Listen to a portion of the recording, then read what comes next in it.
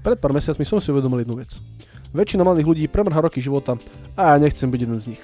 Väčšina mladých nestraví hodiny na mobile, scrolluje sociálne siete, sleduje, čo robia ostatní a často ani poriadne nevie, čo chce v živote robiť. A úprimne, ja som bol v niektorých veciach úplne rovnaký. Tiež som veľa času len tak premarnil, ale postupne som si uvedomil, že ak chce človek v živote niečo dokázať alebo sa niekam posunúť, musí začať robiť veci trošku inak ako väčšina ľudí okolo neho. Inak aby ste vedeli, kto vlastne som. Volám sa Martin, mám 17 rokov a som tretiek na strednej priemyselnej škole techniky a dizajnu v Poprade. Som úplne normálny chalan, ako každý iný. Nemám nejaký dokonalý život, nerobím všetko správne a stále sa veľa vecí učím. Popri škole sa snažím zapájať aj do rôznych vecí. Som predseda školského parlamentu na našej škole, som člen rady školy a zároveň som aj člen mládežníckeho parlamentu mesta Poprad. Baví ma robiť projekty, organizovať veci a meniť aspoň malé veci okolo seba k lepšiemu. Okrem toho mám vždy bavil šport.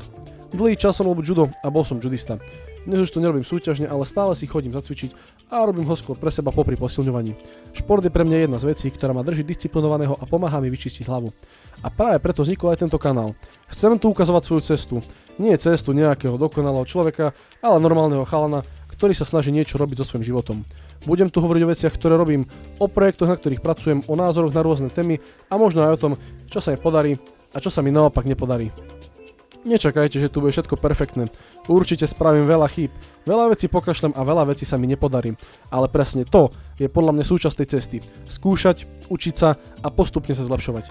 Zároveň sa tu chcem rozprávať o veciach tak, ako ich vidím ja. Bez filtra, úprimne a otvorene. Celá myšlienka tohto kanála je vlastne celkom jednoduchá. Myslím si, že každý človek by mal robiť niečo, čo ho baví. Niečo, čo má pre neho zmysel a niečo, čo ho môže niekam posunúť. Nemusí to byť niečo hneď veľké. Stačí začať robiť niečo, čo človeku pomôže rásť. Niečo, čo mu dá skúsenosť alebo mu jednoducho pomôže sa stať lepšou verziou samého seba. A presne o tom by mal byť aj tento kanál. A ak ťa zaujíma, kam sa táto cesta posunie, môžeš dať odber a uvidíme sa pri ďalšom videu, lebo toto je len začiatok.